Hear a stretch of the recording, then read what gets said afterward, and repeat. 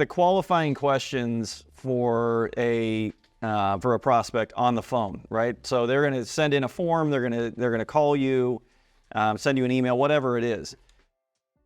Scheduling an appointment over email or just calling and saying I'll be there at 10 o'clock tomorrow morning isn't sufficient, to your point. Instead, there needs to be some qualifying questions, some pre-qualifying questions. So, the simplest things are, you want to find out more about the building, right? So, well, tell me more about the facility. How many days a week are you getting service right now? How many square feet do you have? And if they say, I don't know what my square footage is, a good trick for this would be how many people work in the cleanable square footage, right? And so I tell all of my sales folks this, and they're like, well, what's that all about? Because if they don't know their square footage, on average, a person will occupy about 200 to 250 square feet of space. So if they have 10 employees, it's probably 2,500 to 3,000 square feet. The reason why this is important on the qualifying side is because if they say, well, I only want 1 day a week service, go back to our videos on the channel here, and you'll see that having a minimum bid is important.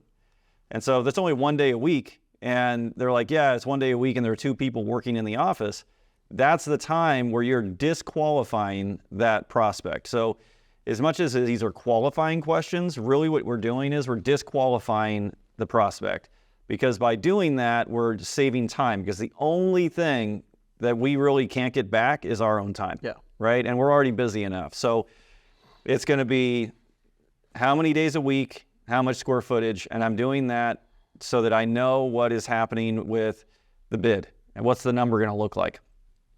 Before I get off the phone and before the scheduled meeting is set, I'm going to ask another series of questions. But the primary focus is around pain. Like, what are they struggling with?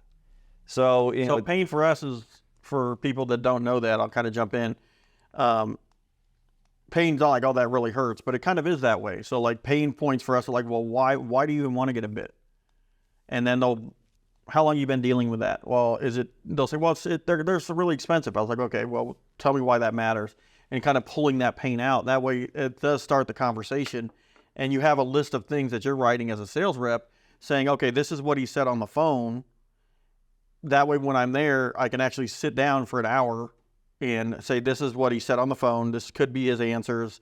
And you can kind of prep early before you get there. Right. And that's something that I think that most sales reps don't do, is they just show up and then they start the conversation. And you may show up and you're meeting with his assistant and she just walking and showing you around. Yeah. So, I mean, it's like Matt's saying, is unlike the initial walkthrough, it's very important to have the call be like the initial, do I even need to be on the walkthrough? Right, the disqualifier. And, so that, you made a lot of great points on that area, because by asking them, explain to me the reason why I'm coming out.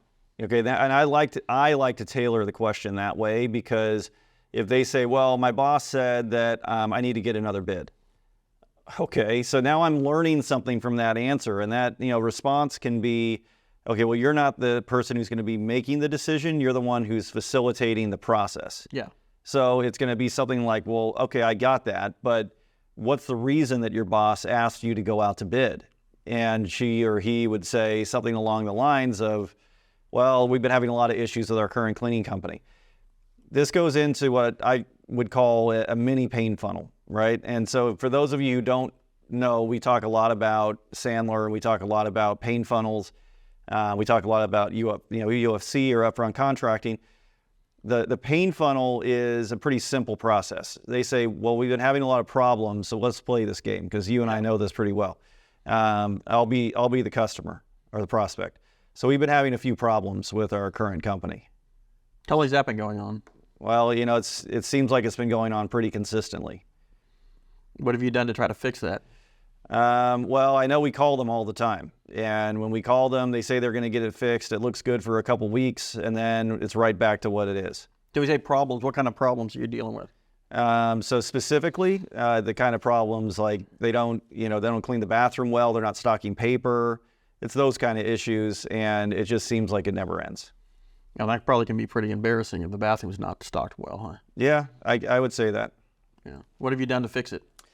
like I said, we call them over and over, you know, and when we call them, this is what we get. And the wig is spectacular, man. Yeah. Do you like that?